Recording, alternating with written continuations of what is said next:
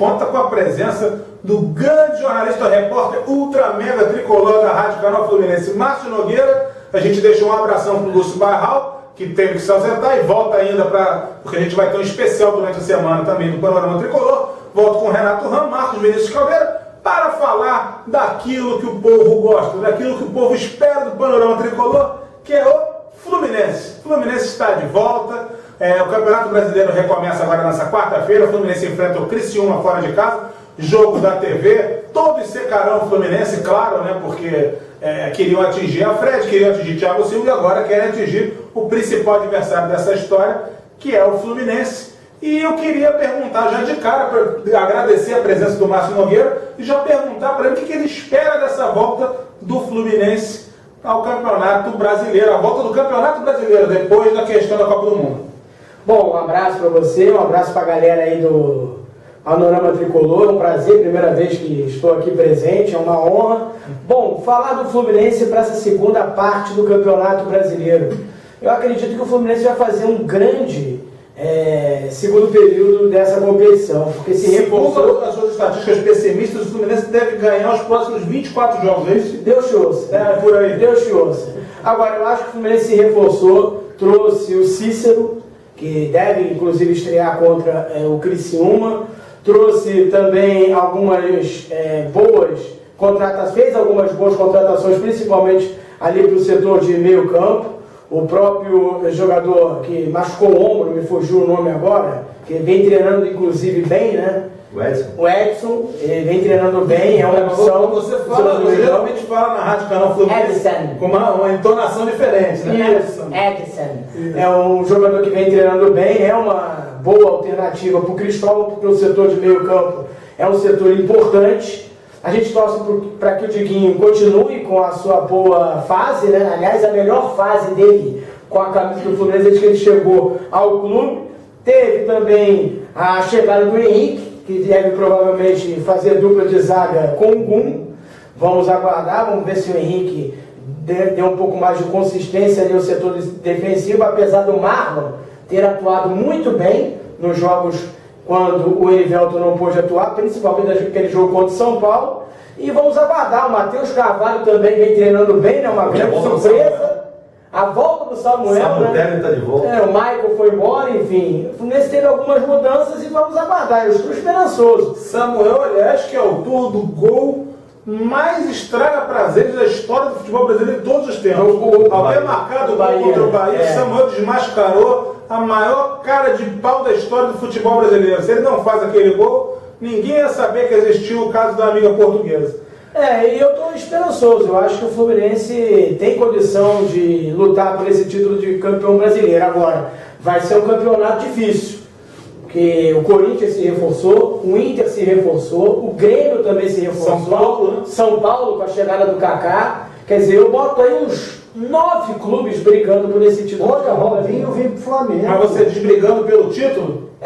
Na zona de rebaixamento, quem tá brigando? Não, só o que resta do Rio. O Robinho só o que resta vai do pro mesmo time que o Kaká lá nos Estados Unidos e vai ser emprestado ao Flamengo, vai reforçar. Que venha. Não, vai reforçar muito pra gente ganhar dinheiro. Pode vir. Agora com o Robinho e Podolski, a Gabi vai ficar muito forte, né? Porque hoje, acreditem se quiserem, tinha matéria no jornal anunciando a possível chegada do Podolski. Não, mas aí você se enganou, quem vai chegar é o Fodolski.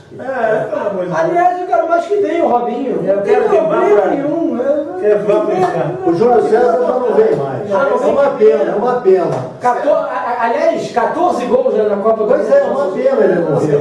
Antes de eu passar a palavra para o Marcos Vinícius Caldeira, eu queria aproveitar para lembrar a vocês o seguinte, com muita alegria que a gente anuncia através da editora Vilarejo, o primeiro livro coletivo praticamente da equipe do Panorama Tricolor. É um livro sobre a Copa do Mundo chamado 2014, O Espírito da Copa, que é uma coletânea de material publicado nos sites Panorama Tricolor e Vascaíno durante a Copa do Mundo, além de textos inéditos.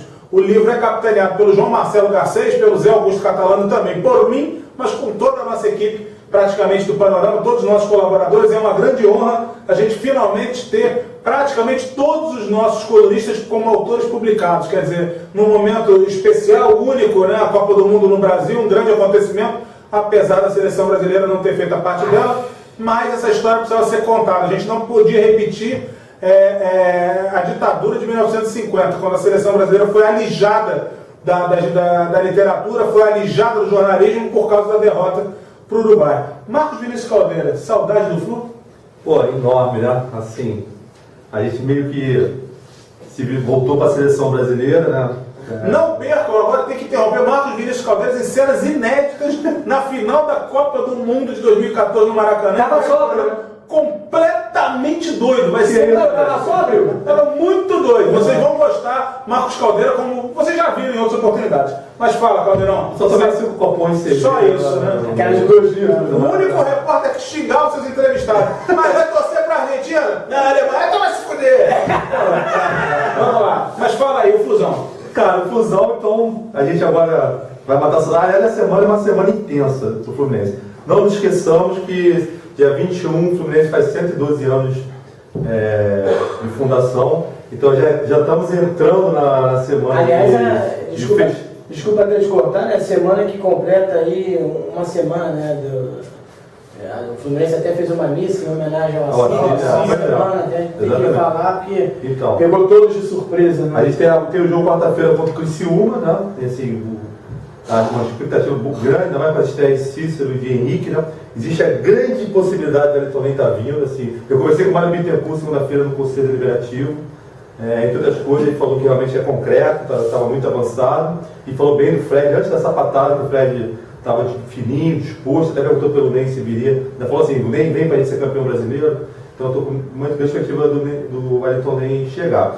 E aproveitando para falar sobre sábado, tem o baile de aniversário do Fluminense, que para mim é data do meu calendário aqui, né? Enfim, estarei lá segunda-feira, sábado lá no Salão Nobre. Domingo de manhã tem o jogo Fluminense e Exeter City. Para quem não sabe, esse time é um time inglês da 4ª divisão. Fez o primeiro jogo com a seleção brasileira. Sim. Né? Então vai relembrar a comemoração da seleção brasileira também. E, enfim, então Fluminense. E depois tem Volta Redonda, Fluminense e volta do Fluminense Santos, né? Que estaremos lá presentes na caravana. 6h30 da noite. E cara, a expectativa assim, que nem uma disputa de título. Eu não vejo tantos candidatos assim como o Marcos, assim, que quando você passou bem, quando você pegou Anderson Martins, Rodeiro, Elias, enfim, então um time reforçado. O São Paulo veio com o Kaká, juntando um time bom lá, mas assim, tem que ver como é que tá o Kaká vem com 6 dias. Trouxe o Toló de volta também, né? Mas eu acho esse cara superestimado pela mídia, não acho nada demais. Se tiver tricolor, tem que contratar o Toló, né? Então, quem eu vejo disputando o time Fluminense? Cruzeiro, Fluminense, Corinthians e, pra mim, ponto final. Tem o Inter, não? Não tem Inter. Cara, o Inter, gente, o Inter. Quase. Ela sempre ele é o candidato. É sempre candidato, nunca chega, entendeu? Então. Tem o Aranguiz, eles trouxeram o Paraguai aí. Assim, pode ser. É o Abel, né? O Abel. Assim, pra mim, esses três vão disputar mesmo essa futurologia, assim, e não acho mais, eu acho que a grande disputa vai ser entre Fluminense e Cruzeiro. Então é bom o Fluminense voltar ligadaço, começando ganhando jogo, até ganhando com o Criciúma. Eles perderam um jogo que faz muita falta, o Vitória, a diferença do Fluminense e Cruzeiro foi aquela derrota em casa. A gente tem que torcer pro Cruzeiro perder lá no Mineirão também, a gente ganhar fora para compensar isso. Mas para mim o campeonato se resume a isso. Pode ser peleado, até porque está no comecinho, né? Mandar um beijo para Sara Rodrigues. Ô Sara, a gente te adora. Estamos secando dessa vez, né? Mas você entende a razão. Mas pelo menos agora você está disputando contra time grande. Fica coisa grande. Bem melhor o grandão de Minas que o dinheirinho lá. Renato, te pergunto o seguinte: a interrupção do campeonato em função da Copa do Mundo, ela muda o cenário ou você acha que os times da dianteira, os times que já estavam mais ou menos estabelecidos no começo da competição, vão manter isso para frente? Eu acho que vão manter, mas muda. Muda porque, principalmente o Fluminense, teve 10 dias de preparação. Coca tinha chegado direto daquele campeonato mundial lá, que ele nego inventa lá. Que isso, campeonato é maneiro. Ele jogou dia 22 e se apresentou ao Fluminense dia 3 ou dia 4 de janeiro. Já dava sinais de cansaço. Esse descanso que o Fluminense deu e esse treinamento, que quase você via no jornal notícias pingadas de vários clubes do Fluminense, praticamente não saía muita coisa e graças a Deus puderam trabalhar sossegado, foram lá para Macaé, treinaram. Tá? Eu acredito que alguns amistosos, né? Com Vitória, Boa Vista, Madureira. Jogo de 1-0 da seleção titular da Itália. Sim, eu estava presente lá e verifiquei que 2 pênaltis claríssimos, bem na frente da gente, e era treino, o juiz, um juiz muito honesto, cara bom mesmo, tal de Marcelo. Marcelo de Lima Henrique? Parece que não pode falar palavrão. Flamengo de Lima Henrique, né? Parece, né? E o cara é muito engraçado, muito engraçado. Mas o jogo foi um jogo, o Fluminense chegou a dominar aquele jogo com a Itália, ali a gente via que a Itália não ia muito longe. Aliás, fez um gol de Olé, né? O gol de empate do Carlinhos, o Fluminense ficou cantando Olé durante os 2 minutos, troca de passe rápido, envolvente, são gol. Então eu acho que essa parada, ela foi boa. Se é boa para o Fluminense, boa para os outros clubes que souberam aproveitar. Isso é que nós vamos ver quem que vai colher os frutos dessa melhor marcadoria. O Paulo Ano, que é bom de relembrar fatos, gols, minutos de gol. Cara, não nos esqueçamos que em 2006, acho que foi 2006, se eu não me engano, a gente disputou o rebaixamento. A gente era líder ou vice-líder antes da parada da Copa. Sim. Não nos esqueçamos disso. Eu conversei com o Mário Bittencourt, segundo o meu falou assim, cara, não, o time tá bem, tá todo mundo entrosado. Tá. Cara, mas eu já tô com o pé atrás, porque em 2006 terminou a parada líder ou vice-líder, não me lembro agora. Mas tem também o contrário, tá? Em 2002 a gente estava na zona do rebaixamento, na volta teve a grande arrancada de Renatão Gaúcho, o Fluminense foi para a semifinal. Em 2010 também estava ali, acho que estava em quinto ou quarto, aí quando voltou da Copa do Mundo, deu 14 vitórias, 14 jogos sem perder. Então a gente vai ter que esperar e ver o que vai acontecer, quem soube aproveitar essa parada. Quem teve mais inteligência e perspicácia para isso é muito relativo, né? Porque o Cruzeiro repetiu a dose que teve em 2010, foi lá ano passado. Foi lá para os Estados Unidos, né? Quem foi campeão, o Fluminense também foi para os Estados Unidos no ano passado, voltou e deu no que deu, né? Desandou. O Cruzeiro foi para os Estados Unidos e arrancou para ser campeão. É muito relativo, eu acho que é elenco que vai fazer a diferença. Não é porque parou e tal. Eu acho que o Fluminense está com um técnico muito bom, o Cristóvão, está dando oportunidade para todo mundo, observou todos os jogadores, e eu acho que vai se dar bem quem vai ter mais elenco. E também a questão da sorte. Não adianta você ter um elenco bom e não ter sorte. De repente, se o Conca não se machucar, de repente um jogador importante não se machucar, e um time que quer ser campeão tem que arrancar. Tem que ficar uns 12, 13 jogos sem perder. Mas eu acho que o Cristóvão acordou para uma coisa.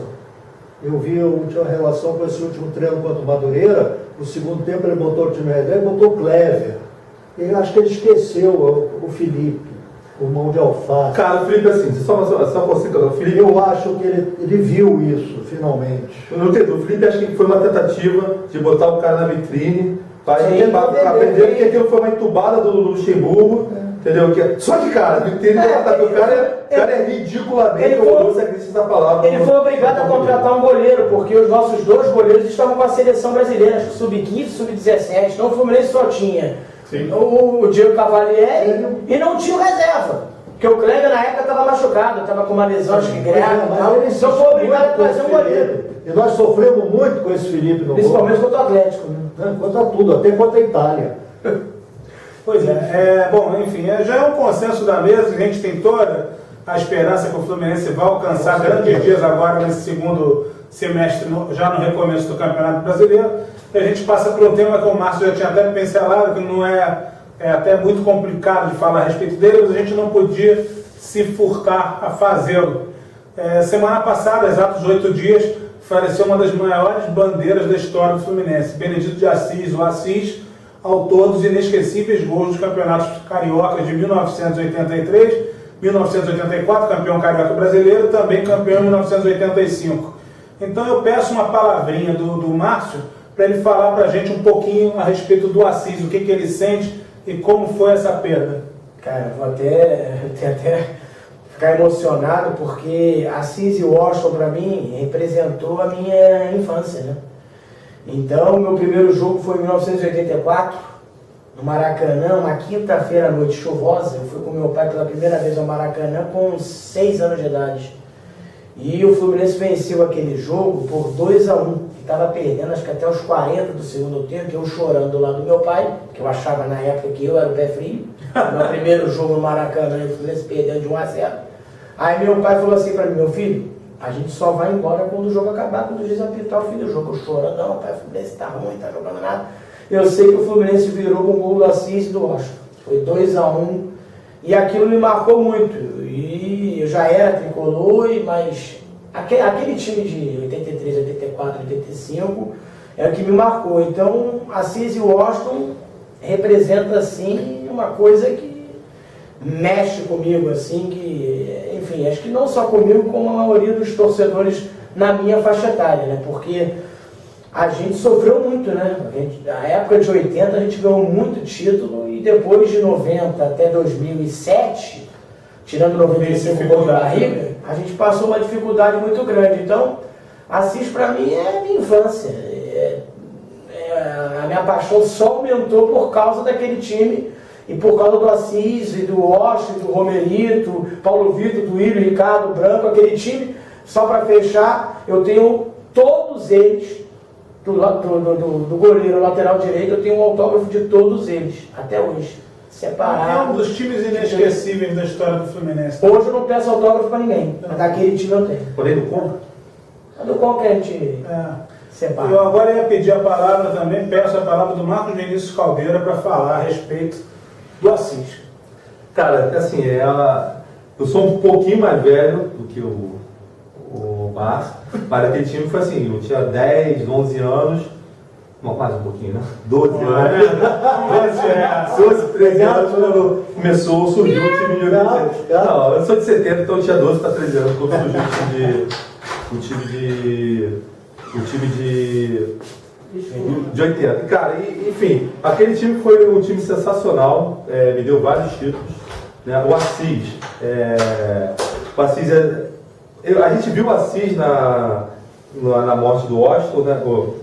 Falando sobre o título de 84. Isso foi no final de maio, né? Ele já estava, sentiu que estava mal, ele escondeu o problema. Foi 45 dias depois. Ele escondeu o problema. Você acha que ele escondeu o problema de renal? Eu soube depois que ele não ia muito frequentemente à hemodiálise, e ele vinha para o Rio, no Fluminense ali, ele se sentia melhor do que fazendo hemodiálise. Eu conversei com o pessoal do Marcos do Fluminense contando. Cara, uma perda irreparável, 45 dias depois do Washington ter morrido, ou seja, o casal 20 foi o casal 20 até na hora de ir embora. E, cara, vai ficar assim, ídolos, heróis morrem de amar, né? Vai ficar na nossa mente, no nosso coração, poeta. E eu tive a oportunidade, a pedido do presidente do Conselho Deliberativo, de falar sobre o Assis enquanto estava tendo a votação dos vices de futebol, Marcos, essa coisa toda. E, cara, assim, qualquer coisa é pouco para falar do Assis, que além de um grande jogador, um grande herói, porque, cara, o que ele fez em 84 não é ídolo, é herói, né? Cara, uma figura humana doce, incrível, acessível, carismática. Cara, e outra coisa, além do gol, aquela comemoração do gol de 83, cara, aquilo é ontológico. Hoje tu vê o Cristiano Ronaldo, eu sou cara, o outro eu sou foda, o Assis colou, não sabia pra onde correr, não sabia o que fazer. Cara, foi ontológico. Antes de passar a palavra para o Renato, vou dar só a palavrinha, porque eu acho que eu me encontro na categoria que o Caldeira disse. É impossível falar qualquer coisa para descrever o Assis aqui. O que dá para dizer é que, bom, eu acompanho o futebol há 36 anos ininterruptos, né, o Fluminense, nesse período todo. O Assis foi um dos nossos gigantes, e não foi esses 36 anos não.